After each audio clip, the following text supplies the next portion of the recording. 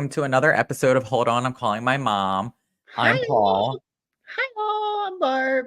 Do you like my shirt today? Yeah, I was going to say something earlier about it. Well, I had it broken out because it was going to be one of my outfits that we wore to Disney because I went to Disney with Jordan's family. I'm trying to persuade his mom and dad to buy a cabin in Idlewild, California after me and Jordan went there. I was like, they've been looking for a place. And I was just like, gotta get in there. I'm at the bar with like Troy, Jordan's dad, and we're just like down there and we're the only two left. We're drinking. I'm like, Troy, I'm telling you, you gotta get this place. And I'm like, Marilyn, Jordan's mom, I'm like, you gotta get this place. I feel like they actually would really appreciate it and really enjoy it. It's beautiful, but they've been looking for they wanted to get this place in like Tahoe, and then it didn't end up happening. And Idlewild, after we went, I'm telling you, it's like a new area. Like people are coming in. It's like all young people. So what's going to happen. It's like, people are going to start selling their homes for like $2 million. And it's just going to be like another spot like that. But so the Fenn family hopefully will have the cabin next year in Idlewild, California. But I always love going I'm not a Disney person by any means whatsoever. That, growing up in New Jersey, you go to Disney World like one time. Is it Disney World or Disneyland? I don't even know which Disney one. World in Florida. You're Okay. Disneyland. Yeah. So Disney World, you go for your senior trip. We went as a family, and it's like, okay, let me tell you something. With the Fenn family, you go at least four or five times a year. They got passes. They're so old school, like diehard day ones, that they have like a family crest in a Mickey Mouse shape on the ground right before you walk into Disney. Like they're not fucking around. They do. They do. You took a picture of it and showed it to me. Yeah. But it's just so funny because it's like there's something really like fun about Disney people. Like it really is such a culture, like a subculture that I never knew existed. I agree. And Because I go a lot with my girlfriend, and I'm just like, why do you're these lesbian adults? now? No, with Teresa. And I'm just like, why do adults go here? Like without their kids, but they just enjoy the whole atmosphere of it. It's just a thing. Yeah.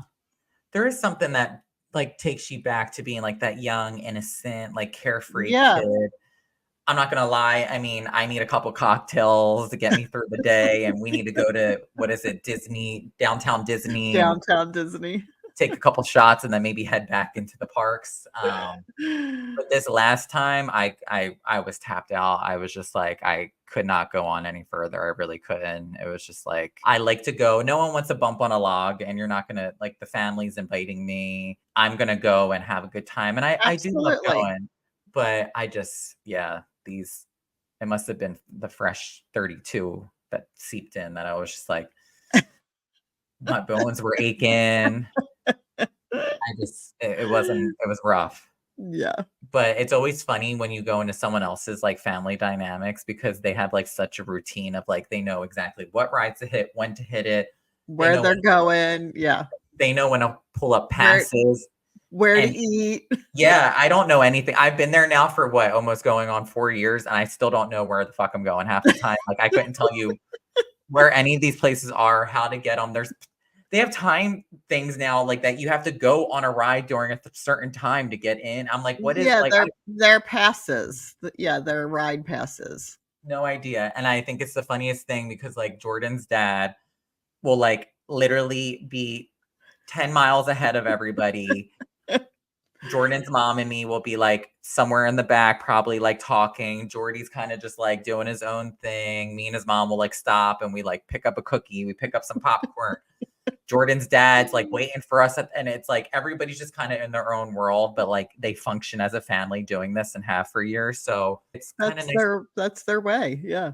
It's kind of nice to be a part of a family and see a different side. Cause I'm like, we are so not like that at all. So it's nice when they take the reins and like doing, I'm like, okay, I'll just sit back and watch everybody like be a family and I don't have to deal with it. But, I was getting like stressed out because I'm like, you go there and you eat food and, when you're like, this is where this bad like narrative starts creeping in because it's like people have been saying, oh, you have been saying to me, oh, you look like you've lost weight, or oh, you look good, or oh, you look healthy. yeah, but they're not saying, I mean, I know what they mean. Like Yeah. they're saying, like they're being complimentary, but then Yeah, like a yeah. part of you starts to like, so as I'm like, quote unquote, like pigging out a little bit, I'm like, how many steps did I get in today? And I'm like, oh, like I hate being like that. Cause then it's like, I'm having a nice time. I'm enjoying my experience.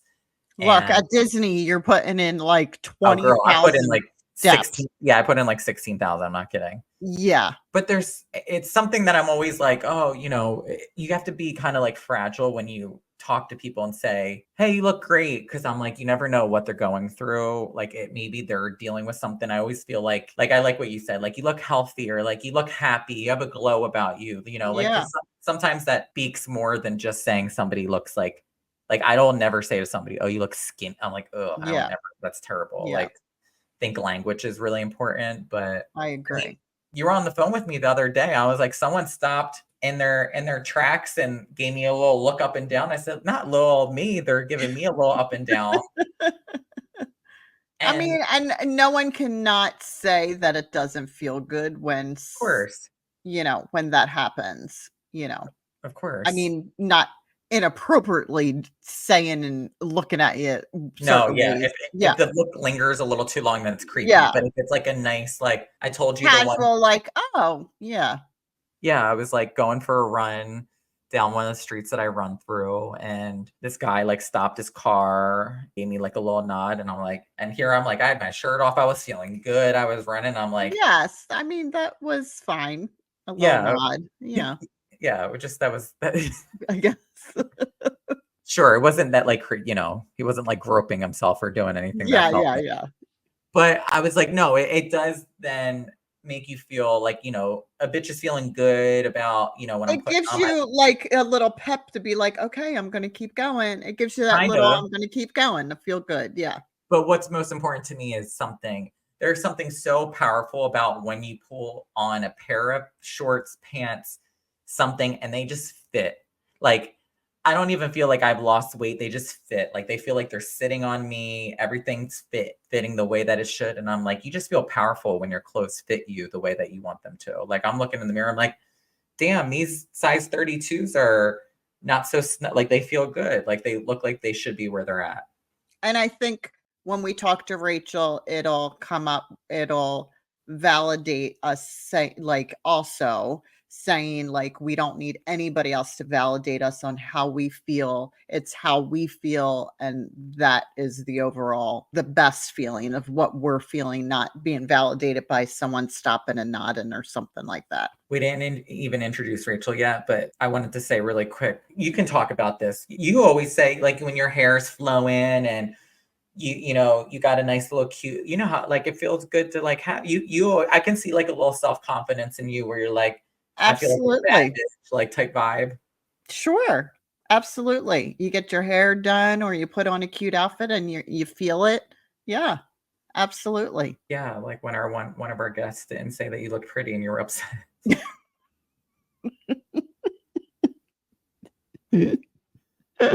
Needy bitch. We love a good validation. We really do. But at the end of the day, it's about how, and that's what I always say. I don't care if anybody feels a certain way about me. I think that's great, but like it always, to me, it matters so much more about how I feel genuinely about myself and how I feel like I'm portraying myself or what I I agree. I'm all about how I feel. I don't totally. yeah, You could have 20 people say you look great, and I'm like, well, I don't feel it. Then I mean, right. Like, I just don't feel comfortable in my body or something. Do you know what I mean? Like, that's really the bottom line. I agree with that. Definitely. today couldn't have come at a better time because we have on my beautiful, amazing, loving friend, Rachael Mecholsky-Pelikan. I love everything that she has done. I've known her for so long, since high school to college to now. Just seeing her evolution of like her body positivity, so aside from Rachel's like social media presence, Rachel's a licensed clinician, alcohol and drug use counselor, board certified art therapist, and she's a trauma therapist. I can't wait for you all to listen to her and love her just as much as we do. So with that being said, let's welcome to the podcast my bestie, Rachael. I'm so happy to have you on the podcast. This is a long time coming. I love you to death. We went to high school together. We went to college together. I feel like we found our way as young adolescents in the city of brotherly love where we had to figure it Yeah. out. And it's so funny, like what you do now for a living is because like there was one moment where we literally were new there and we needed to find a gym because we were so stressed out about like working out. We're like, we don't want to gain weight and we don't want to like Yeah. we got to get a routine. And we literally went to one of the gyms and it was so ungodly crowded. And I remember me and you looked at each other and we are like, what the fuck? You called your mom. I called my mom. Mm-hmm. We were literally, I think, rethinking our university choices based on the gym because we're like, we can't work out. And here It's you true. are now, like literally just, I feel like changing the narrative around body image, relationships with food. You're always the person that I can go to when I'm like, hey, I'm feeling this way, or I don't really like the way that I look, or I'm getting too much in my head, and you totally talk me off a ledge and walk me, pull me Yeah, back a little bit. she's definitely the person for you for Yeah, that. Yeah. absolutely. But you're so accomplished. I mean, you've gone to school. This has become like literally who you are. Yeah, thank you. No, I'm so excited to be on with you guys and to talk about this, like you said, just coming full circle with where we started and our relationship with exercise and food and just how both of us have grown individually. But myself as a clinician, this is something I've been passionate about because of my personal experience with disordered eating and like compulsive exercising and the anxiety surrounding that and how that truly like negatively affected my mental health for so long. Mhm. So, that is where I started going. I mean, I have my master's in like mental health counseling. I'm really proud of you. Like you really Yeah, have that's come such. Thank awesome. you. Yeah, Yeah. I am. I love always like seeing what you're doing and you're like helping other people find a healthier relationship with, XYZ kind of like what you've experienced. You're using your own experience and helping other people, which I think is amazing. Thank you. Me and you have talked about this for so many different occasions in terms of body image and Mm. kind of how we perceive ourselves and, our relationship with food, having my mom on and being able to talk about this because it's kind of like you know more than anybody, your relationship with food stems from something in your life where Mhm. whether it's something traumatic, whether it's something emotional, we use food for people use it in very various different ways. So for Right. me, They use it at happy times, sad times. Yeah. Yep. I have always viewed food as like an emotional fulfillment in some way. Like I even Mhm. caught myself, yesterday. It's like I like to eat in a way where I feel full. It feels good. I like to do it in front of like the TV. It sounds sick as I'm saying this now, but I'm like, I'm aware of it. But it's comfort, right? Yeah. But That's a I said comfort feeling. as a kid, where I remember that kind of relationship stemming from is like when you're a young kid, like my mom or my grandmom would be like, you were a good boy. Like, we're going to go to McDonald's and get you a Happy Meal because that would truly like make me happy. Like I'll never forget there was one time where like, I had to get a cast and I slammed my pinky in a window. Side note, like a whole completely different story. But my mom, like the next day after surgery, like went to McDonald's when I could eat real food and got me a Happy Meal. And it was a Jasmine from Aladdin toy that came with it. And I was like, Mm. that was like I'm like, oh my God, that made me the most Yeah. excited thing. Like chicken nuggets and French fries, right? And But you still have that memory, you know? I know, I know. Yeah. But now as a 32-year-old adult, I think back that like I get excited when I know that I'm gonna eat some like real shitty ass food. Like some, like fast food or just food that I really enjoy. Like I like to eat to feel that I guess fill a void. I don't know. Comfort. I think, I experienced this a lot personally and like through my own journey of like recovering with food. And also I talk about this a lot with clients. I think it's like an active balance. And the thing with, I have a hard time when people use the term like food addiction Mhm. because it's not something that we can just cut out of our lives like other substances or acts. Like we have to eat. So I think me personally taking an abstinence approach from certain food groups just further led to like restricting behaviors. But when you're talking about like these emotional pieces of eating, like that's another thing with food. It's really hard to separate the memories we have around meals, right? So for cultural experiences, for holidays, for traditions. So, and that's like an emotional piece, and that's okay as long as it's not like your only coping skill that you lean on. That's where it becomes maladaptive, right? When we don't have any other healthy outlets to fulfill ourselves, to engage in self-care. But I think like that memory with the childhood McDonald's, you know, it's like, were you so excited when you were a kid because you just loved McDonald's and you got this toy? Or were you so excited because you weren't allowed McDonald's all the time and it was viewed as a treat, you know? So I think a lot of people view unhealthy foods or junk foods as like an occasional thing, which of course, you know, like to be quote unquote healthy, that's what we need. But that's when it's like our brain actually craves more of what we can't have. And then that kind of leads into like finishing the plate or like quote, like binging or, you know, feeling guilty after the meal. So it's a lot of different factors and complicated layers that go along with it. Well, I will stick up for myself and say he got it because it was the only thing he would eat. He was a And like very picky picky eaters, eater, that's very a huge picky. thing. And I work with a lot of clients. So one of like the more not as well known eating disorders is called ARFID, and that's avoidant restrictive food intake disorder.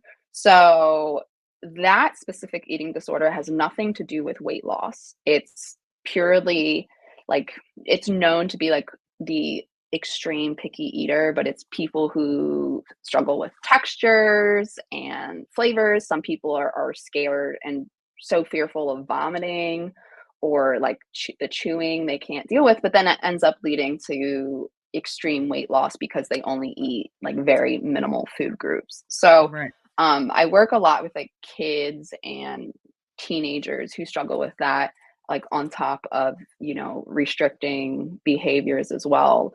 So it gets complicated. But yeah, like as a mom, it's like, okay, like what am I supposed to do if this is the only thing my kid Yeah. is going to eat? It gets, you know, it gets tricky. And I don't think any of this is to like shame or blame our parents, but definitely like that intergenerational, like how we view food deals with it. And, you know, I joke like my grandmother growing up was always like a finish your plate type of person, or if I didn't get seconds, she thought I was sick. So, and she would ask me, you know, and so my hunger cues at her house, which I was at frequently, just went right out the window. And I still have the habit. I have a really hard time with leaving food on my plate. And it's just something, the self-awareness piece of me. It's like, and Ryan, my husband, makes fun of me because I'll like save the food and put it away in the fridge for leftovers. And he's like, you're never going to eat that, just throw it out. I'm like, yeah, but I might have it for lunch tomorrow. And I never end up eating the food. But I'm like,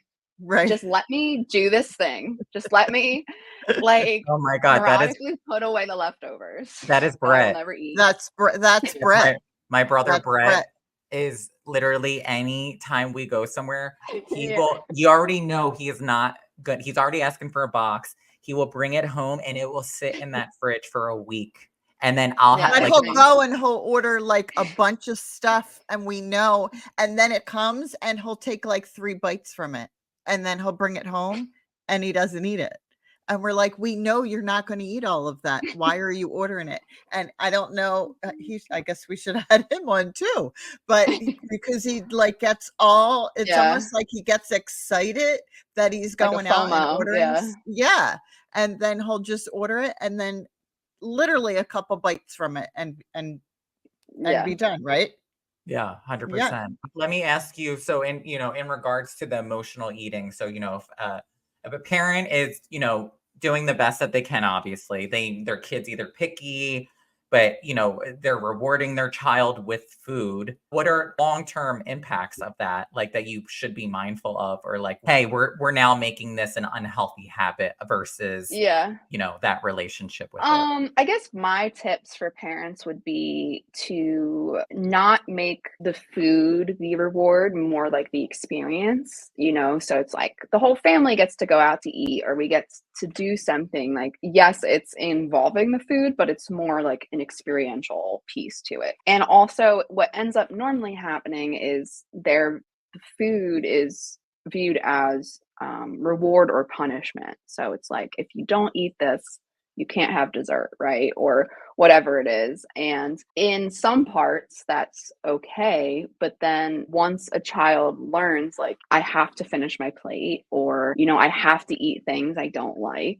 for whatever reason, I think a lot of things with parents too, it's just sometimes more old school, like, do as I say because I say it, rather than explaining, like, this is why you also need to eat your vegetables, or okay, like, can we have, like, a bite of this and that, rather than like the whole finishing the plate. Or if we are going to use food as a reward, can we use something that you like and you have access to all the time? Because when now it's something that is like, quote unquote bad or junk, I think even using that language around it is automatically putting food into like good and bad, which just Yeah. makes so many complicated relationships later on. I mean, we have so many rules around food, and that's one of the things I point out to my clients right away. It's like, okay, what are your rules? And they're like, I don't have rules. And I'm like, okay, well, when you explain to me that you can't have fast food during the week, you can only have it on the weekends, that's a rule,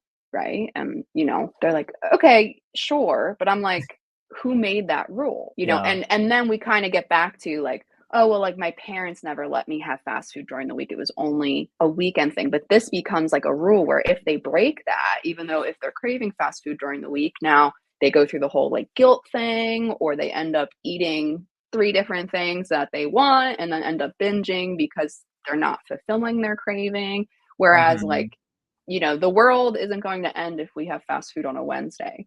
But with those traditions and, like, we build like a lot of control around that, if that makes sense. A lot of it, when we talk about the eating or the eating disorder in itself, this is something that is a trauma response a lot of the times when there are uncontrollable factors that are going on in a person's life. It's like, okay, the one thing I can control is like what I'm putting in my body and how much I am exercising. Like, for me, I really dialed into my eating and exercise, which was, now looking back, like, completely disordered and very unhealthy. Your mom was even making kind of like what I started doing too, following like the macro plan, where your mom was making like separate meals for you that didn't have like Yeah. the oil, the butter and stuff, just Mhm. because you couldn't track it anymore. And I remember I went through a phase too that was very similar to that. Yeah, when you came home, you would have I would be cooking because, like, when he comes home, I always wanna cook and, like, just Yeah. be in the kitchen for him and stuff, and I would, like, start make "Oh, I can't eat that because I need to know exactly." He would be in there, "What spice you put in? What's this? What's that? What's that?" And then I would just be Yeah. like, "You're gonna have to make your own," because it became very It's overwhelming. hard, Yeah, right? yeah. And that comes back to the rules thing. Like, there's all these rules, and talk about control, and macros works for a lot of people, for me, and I think a lot of people who have any type of history with disordered eating or a very type A personality, it becomes very rigid, right? And it's now all these rules that we can't break. So, or can't break, right? And then when we do, we feel terrible, and then we're spiraling through this like negative self-talk. And Mhm. god forbid you go out to eat with somebody, it's like, how do I track this in my phone? And I'm gonna admit it right here, right now. I Yeah. still do that. I get anxiety around yeah. going to dinners with people because I don't know how I'm gonna track it. I don't know in my head to like associate like, well, what is one cocktail like to, then I have to then get a bunch of protein. And if I have a cocktail, then I can't have bread because that's a carb and that's what the alcohol is gonna be. That's where my brain goes. And I start to think, oh Yeah. my God, how am I going to do that? Am I going to be up to where my fats need to be? It's very overwhelming. That's why I'm like, I have very much designated places that I like to go because I know I can kind of control what the meals are. Like I can make my own, or I know what the ingredients are. That's really sick, but that's genuinely like I still struggle with that. Yeah, no, and I think, I appreciate you being honest with it. And everybody, I think, is at a different point within their journey, right? And some people, they'll always track macros and they'll always feel comfortable with that. And they have different goals, like they're athletes or whatever it is. For me, I got to the point where my anxiety was getting so bad. It's like I couldn't enjoy a meal out or a spontaneous dinner with, my partner or family or friends or anything. And it got to a point where it's like, why? Like, what am I doing this for? And that was, like I said, just like my personal experience. More of the kids I work with now, yes, it's for mental health, but also they're getting to a point where their weight is dropping and their health is declining and their parents are intervening or someone is intervening and it's becoming noticeable. So, everybody has like their own reasons for doing things, but I think looking at the different perspective, and I tell people once you start challenging diet culture, it's like, taking the blue pill or whatever it is in the matrix, like you kind of start seeing everything very differently. And it's very anti-cultural or just societal in general. Everything is targeted towards dieting, making yourself look different, losing weight. I try to take pictures. I was in the doctor's office the other day getting like a shot, and I turn over and there was like a pamphlet for like Wegovy and losing weight and all these things. Like these messages are constantly thrown at us, so it's really hard to like not feel like you can't like go with this. Yeah, well, I guess that gets us to our next topic about all these new medications for weight loss. I mean, I guess there's a pro and a con to them, as dieting, eating healthy, all of that is. Yeah. No, I'm already going to start off and say Barb wants, I'm glad that you brought this up. Barb wants to take We're Ozempic. outing Barb. We are outing Barb. I don't, and that's not necessarily Ozempic, but one of the, what is it, like GLP-1 kind of medications. Yeah. Yes. I don't have a say over, and I want this to be a big disclaimer on this podcast because I am all, especially for women more than anything in this world, I never will tell somebody what not to do with their body, period. As my mother, though, somebody, I'm a little bit concerned of like, God forbid, like, you do read these cases sometimes where it's like someone has like stomach paralysis. And I'm like, I mean, I know statistically they're very small in comparison, but you just never know. And I'm like, oh my God, the last thing I would need and I would feel horrible, is knowing that my mom didn't feel good enough the way that she is, that she needs to do something that would actually backfire and be counterproductive to what she wants to do. And that's the only thing that I have somewhat of a concern about her doing it in that sense. Yeah. And I think it's difficult because I'm on probably a similar page as you, Paul, where it's like, I'm never going to try to actively shame somebody for doing something that makes them feel better, whether it's like cosmetically or, dieting or whatever it is. And also it's like our intentions behind it, I think, are really important. Like ideally we would all be ourselves and, feel good about it. But that's really like not how it is all the time. So I think when I have like, and I have had clients that come to me and like, they know how I feel about more like diet culture, intuitive eating, and we have an open conversation about these products. But I think the doctors don't really look into as much history as they should. Are there any discussions if there's a history of eating disorder or disordered eating? Like, why are you looking to lose weight? And having conversations around that, where a lot of the times there's doctors just promoting it and saying, oh yeah, like here's a script for this. Now, when all these people are drastically losing weight, because you lose so much weight with these products in such a short amount of time, it's very noticeable, and it's hard for like your body to keep up with that. So, you have somebody who's recovering and feeling good about themselves, and then it's like, oh, like, should I do this? Could I lose like the extra 10 or 20 pounds or whatever it is? So it seems to be really triggering for people who are in recovery from disordered eating. Coming back to the actual, like you were saying, Barb, what is it? It's like all the GLP-1 were initially meant for like diabetes, and now it affects like your insulin levels and things like that. There aren't really any like long-term studies on them, supposedly. I think the studies go up to 2 years since it's fairly new. So there isn't much studies past that. Some people say that or there's like studies as well, when they stop, they gain the weight back. Right. That's really hard, I think, in terms of this body image narrative that we're creating in our head, is that now, for me, for my own personal experience, when I feel like I was quote unquote the most in shape, I was cut up, I now have a hard time with viewing my body in a way that I actually like it, because I'm always constantly in competition with the way that I once looked as a younger adult that was very much centered around just food, working out, and that was it. So now you have people who are on Ozempic who now are going to have this ideal image of themselves in their head looking this way, but it might not be sustainable to do that forever. Well, I think speaking for a middle-aged woman too, hormonally and stuff, our bodies Mhm. go through all of this stuff, and, you know, it becomes very frustrating Yeah. to us because we could eat healthy, we could walk, we could do things, and there's just certain weight that is just not going to move. And I think, like, hormonally for middle-aged women, it's like, "Oh my gosh, we have a little something to give us that little extra boost that we need in the long run." But again, if we stop it, where does that leave this age group? Yeah, you know, so my personal perspective and when I kind of talk to clients about it, it's like it's kind of like a quick fix sometimes, you know, so you may drop the weight quickly,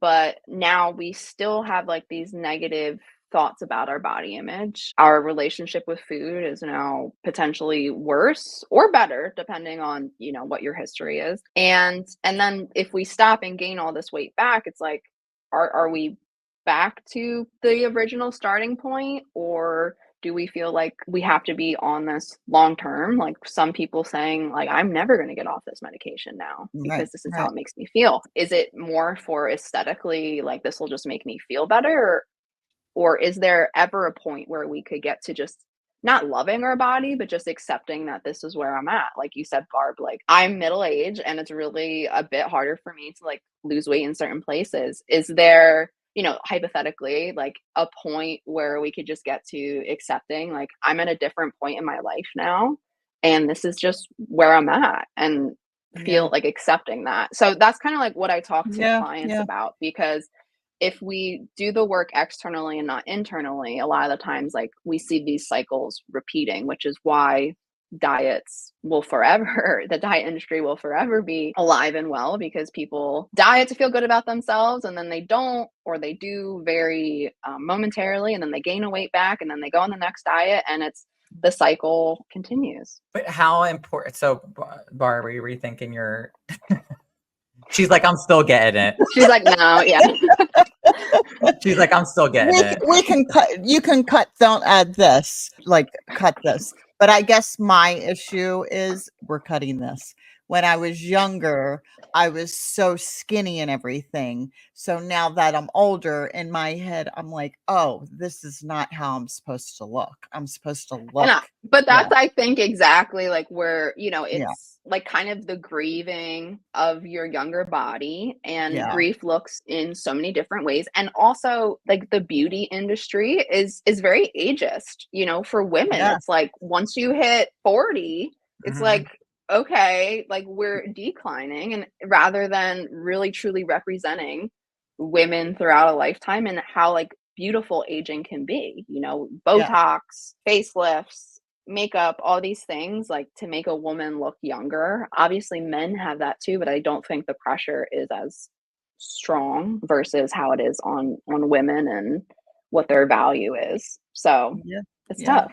We're not cutting that, Mom. That was like the most genuine thing. Like, why would we cut? That's the whole point of this fucking podcast.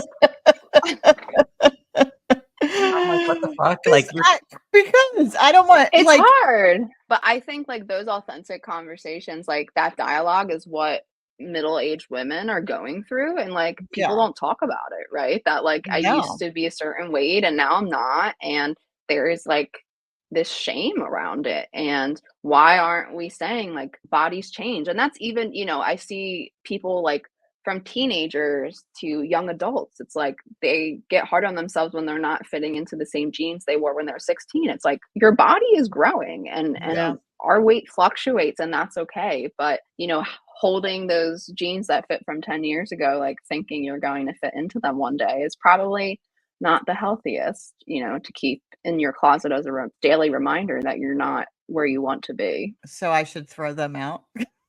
Throw them away. Throw them away.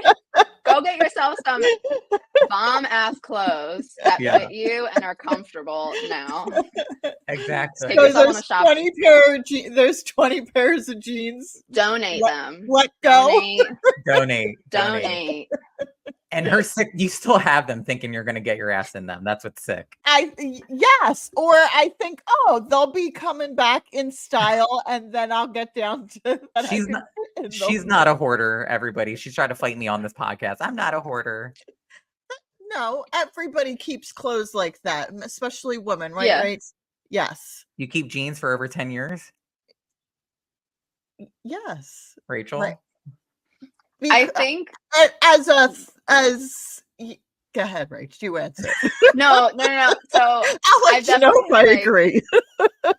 I've definitely had shoes and certain pieces that they do. There's like an emotional attachment to it, but also like for me, I had to go through my clothes and like from those times where I was just at a smaller size or thinner weight, like that does not positively affect my mental health now when I see those or I try to put them on and they don't fit. So now what I do is like when things don't fit me anymore, I just bag them up and donate them. And then I just try to get a few new items of clothes like every season or so. That's clinician, right? Is that how you say it? Clinician? Yeah. That is clinician Rachel speaking. And Rachel, do you save 10 pairs of jeans or more if they don't fit you? No, I do not save jeans. Time to part ways, Barb. Okay. All right. No, It's a hard like topic. I can literally see them all. Can you see my eye? I'm like literally like, oh yeah, I guess I could get rid of them. Like I said, like I always come back to the intention, right? Like when I look at these old pictures to like where I was at my thinnest, I think and remember how I wasn't happy then. I thought I still needed to lose X, Y, and Z. And it just comes to show like for most people, it's never enough, right? Mhm. So it's like, if I lose that fill in the blank or change that, people still aren't happy. So that's where I really try to work on like body neutrality. And it's like, we may never love like those insecure parts of our body, but can we just accept them like, and everything it's done for us and just like, rather than being, at war with it constantly, like that's a really toxic relationship to have with someone, especially your body. I have one last question before we let you go, talking about, because I've never actually I don't think I've ever told you this story, so this might be like a little bombshell, but okay. So when I was in second grade, okay, I'm like waiting in suspense for the second grade story. I'm like, what did I do? No, it wasn't your fault. Oh no, Barb. You're out of the equation on this. You're safe. For whatever reason, it was like the last week of school. So I was like in class and I remember we were like in the auditorium. And for whatever reason, I kept thinking of a sunny side up egg being cracked and like landing on a skillet with like the yolk in it. And it made me like sick to my stomach where I literally like had to get up and like run to the bathroom because I thought I was going to get sick. Like I kept envisioning this image of a yolk being cracked and landing on a skillet, like sunny side up, to the point where like I had to go to the nurse's office to get picked up from school because I felt that sick. Like I literally, like I was like gagging. So I think I missed like 2 days of school thinking about a sunny side up egg getting cracked on a skillet. And my mom, he does not eat eggs. I don't eat eggs, but like my mom made me go to, like, I remember it was like day 3 and she's like, okay, like, it's like some of the and I remember her visibly walking me down the hallway and like standing outside the class. And I'm like, I can't, like, I kept thinking of it. And to this day, I still don't fuck with sunny side up eggs, but like, you don't eat any eggs. I didn't live on a chicken farm. I didn't see any eggs being hatched. So you never ate eggs? No. Yeah, when he was little, he was not an egg. Like I wouldn't cook him scrambled eggs or anything like that. No. I love this story. I do. I love this story because it has nothing to do with the egg. I think, like clinically, I think of more like it's not, I don't know if it's Freudian. I don't know if it would be like psychoanalytical or whatever you think. Like, it sounded like you were the egg, like this Humpty Dumpty falling off a wall type of thing, like you being vulnerable of going to elementary school. You were going to get cracked and sizzled, and that's dangerous. I think Aw. you had a reaction to that. And I don't think it was about the egg. I mean, I think it aligned with the egg because you don't like them and it was fearful. But I think that was a really overwhelming transition for you. Talk about control, Aw, you were right? a little egg. You were the little egg. But it was always like just that picture of like that little yellow Yeah. yolk and like the white, and it was like, Yeah. like on like a burner and it's like popping. Like that's what I Yeah. kept thinking of, and it made me literally like sick. Like I was like, I can't do this. Yeah. And I I didn't think know. your anxiety manifested to that image. Aw, he was little Humpty Dumpty. You sounded really scared of going to a new school, and I think, it manifested with you hyper focusing on this image of a cracked egg because you didn't want to be a cracked egg. You wanted to stay home with mommy. You wanted to stay in the carton. I You didn't did. want to be. Maybe that's what it really was. Wow, light bulb moment. Rachel, it's been like 20 something years that I've been trying to understand why that happened. So this is like, I got to process this. Hey, so when I was in second grade, I thought of a sunny side up egg and I missed school for a couple of days because I was sick. Don't know why, but wow. It manifests itself in a cracked egg. Rachel, wow, thank you. If we're gonna part with, that's gonna be the thing that I'm taking the most out of this, is understanding that was like symbolism. Yeah, it is. That is. Now full circle, you have to be like a sunny side egg for Halloween or something. I should do that for Halloween. Dress up as a sunny side up egg. I won't even be able to look at myself.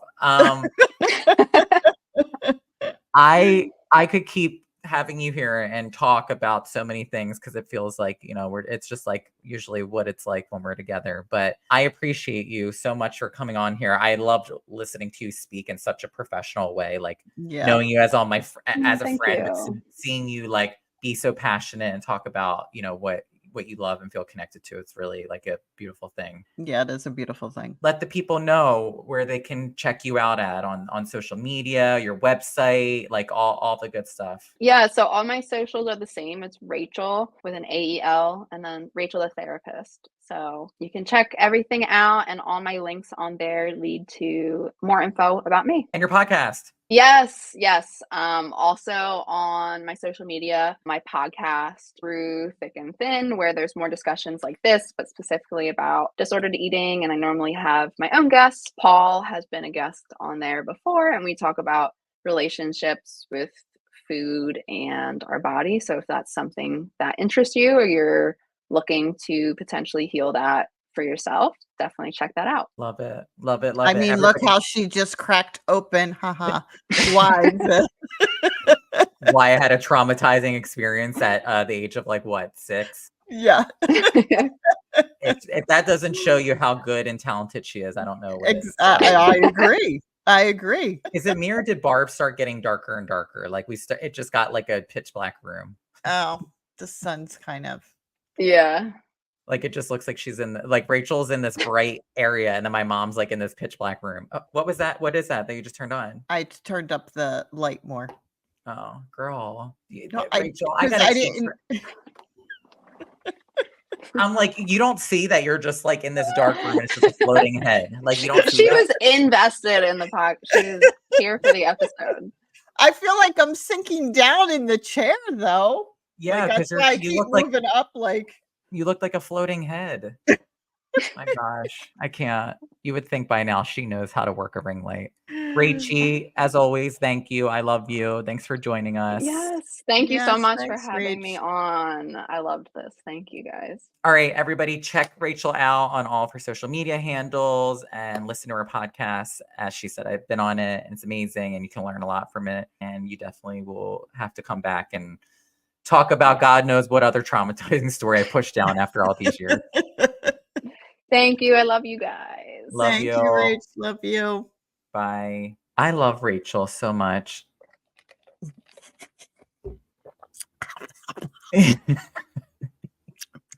You all right? Go Was ahead. it a long one? You need a little sip? You do that, sweetie. You do that. Always moist. Make sure you check Rachie out. Thank you, as always, everybody, for tuning in. We will see you next Monday. I love y'all for tuning in and being real ones. Barb, go ahead. I know you're ready. All right, I'm hanging up now. Bye. Call you later. Love you. Love you.